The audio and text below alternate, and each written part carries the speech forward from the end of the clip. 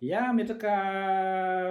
réflexion kely fotsiny aho mahakasika an'le hoe am'zao fotoana fanavoazana zao de sao de mba tokony asiana kely aloha zany na de hoe tsy maharitra raha ny mahakasika ny démocratie participative ao Madagasikara.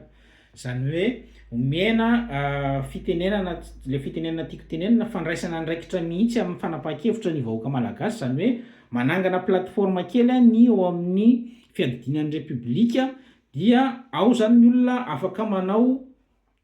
safidy ohatran'ny karazana sondage le izy fa afaka mena safidy zany ny olona hoe ity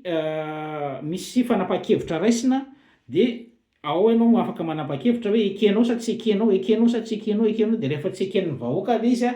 de ajanona ka ny vahoaka malagasy de tokony ho zarina mandray andraikitra ary responsabilisena ny vahoaka mba tsy ho tonga vahoaka zay assistena foana hoe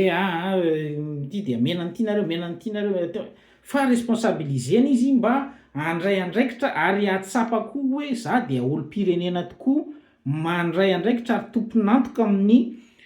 fanapahan-kevitra zay misy eto amin'ny fireneko fa hatreto aloha de tsisy zay zavatra zay ka zay ny fotsororetina